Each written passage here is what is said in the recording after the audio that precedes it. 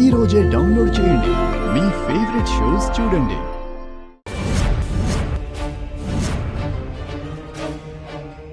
కలపడం ఏంటి? అన్నంలో మీరేదో కలిపారని నా డౌట్. నన్నేదో చెయ్యాలని మీరు ప్లాన్ చేశారని నా డౌట్. ఏయ్, ఏం మాట్లాడుతున్నావు? మధ్యలో నువ్వు కల్పించుకోకు. నేను క్లాస్ రూమ్ లో బ్యాగ్ ఒకవైపు పెడితే తర్వాత అది మరోవైపుకి వెళ్ళింది.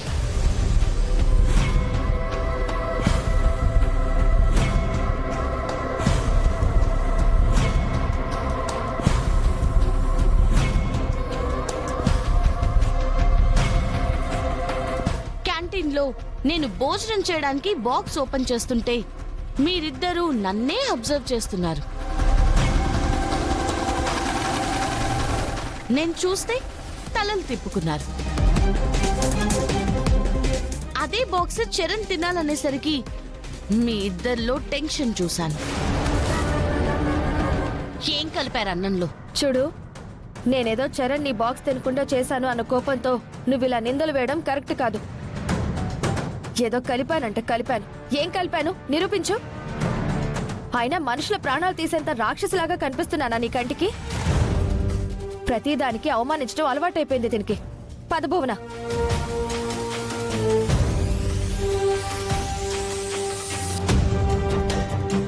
లేదు, నువ్వు సామాన్యురాలివి కాదు. ఇప్పుడు నువ్వు తప్పించుకున్నా నేను నిన్ను వదలను. చెప్పిస్తా, ఏం చేశావో నిజం నీ నోటితోనే బయటికి చెప్పిస్తా.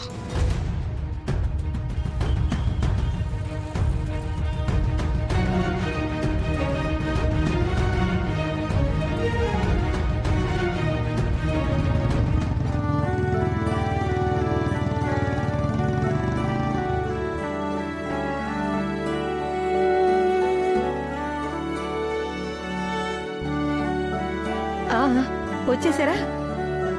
నేను రావట్లేదని ఎవరైనా ఫోన్ చేసి చెప్పారా? అబ్బా, అది కాదురా, మీ అమ్మ వాళ్ళేరి? అమ్మా, వాళ్ళు కూడా వచ్చేసారు. పల్లవి వచ్చేసారా? మీకోసమే చూస్తున్నాం. అమ్మా,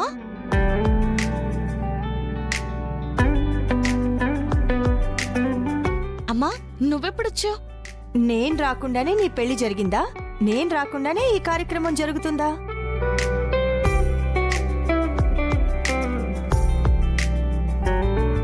ఏం కార్యక్రమం? రండి రండి, తీసుకెళ్లి లోపల పెట్టండి.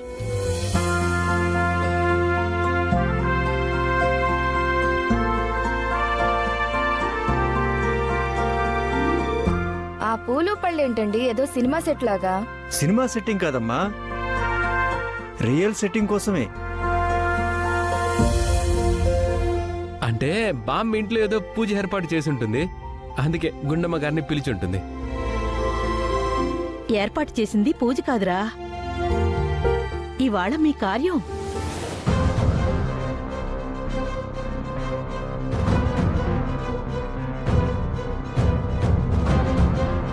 కార్యమా?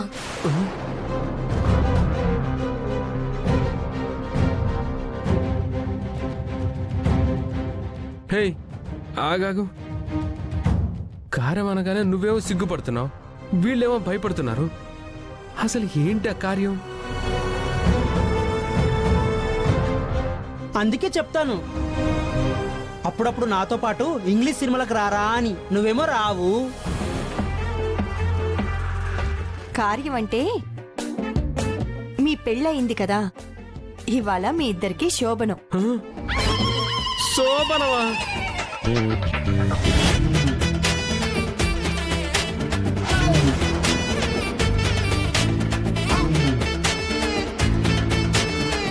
అదేంటల్లుడు గారు, శోభనం అనగానే అంత గట్టిగా అరిచారు? అది అరుపు కాదు మేడం, పులకరింత. బేసిక్గా పెళ్ళైన తర్వాత ఇలాంటి కార్యక్రమాలు ఏర్పాటు చేస్తారు కదా, ఇప్పటివరకు ఏర్పాటు చేయలేదని చెప్పి డల్గా ఉన్నాడు. ఇప్పుడు మీరు ఆ విషయం చెప్పేసరికి గుండెల్లో నుంచి ఆనందం పొంగుకొచ్చేసి గొంతులో నుంచి వాయిస్ తన్నుకొచ్చేసిందన్నమాట. రే, ఇది ఆనందం కాదురా. ఆపరా, మాకు అర్థమైందిలే. కానీ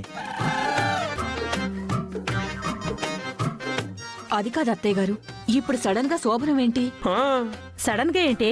ఇంకెప్పుడు చేస్తావు? అంటే శోభనం అంటే ముహూర్తాలు అవి చూడాలి కదా. ఆల్రెడీ నేను చూపించాను.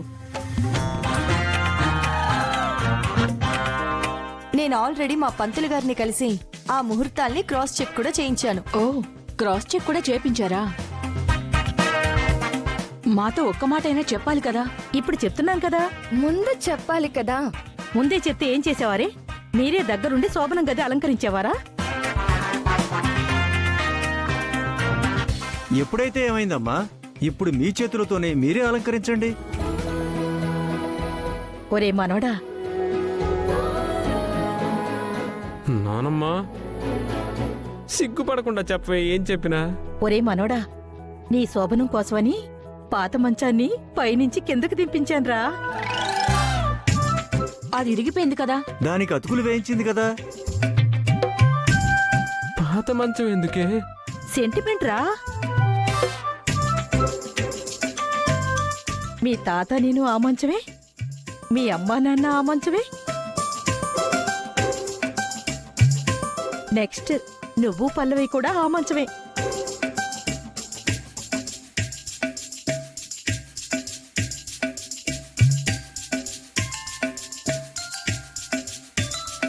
ఇంకా అలా చూస్తూ నిలబడ్డావేంట్రా?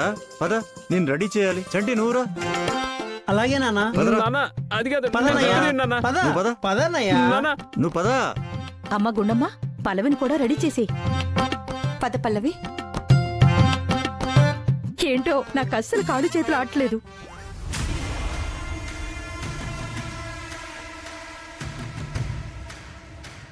మీకు కాళ్ళు చేతులు ఆడడం లేదా? మీరిచ్చే ట్విస్ట్లకి మాకు ఊపిరి ఆడడం లేదు. ఇప్పుడు ఏం చెయ్యాలంటే? ఏం చేయాలంటే నేనేం చెప్తాను. పద, ఏదో ఒకటి ఆలోచించి చేద్దాం.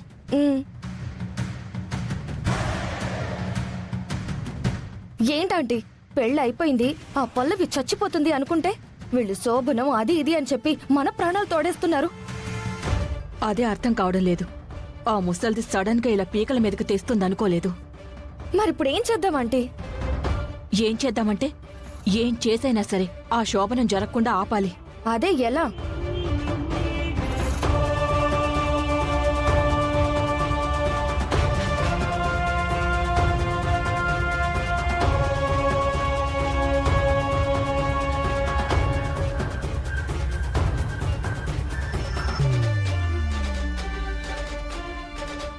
ఆ ఏంటంటే ఐడియా వచ్చిందా? ఐడియా శోభనం ఏర్పాటు చేసిన ఆ ముసల్దే ఇచ్చిందే. బామ్మగారు ఇచ్చారా? ఏంటది?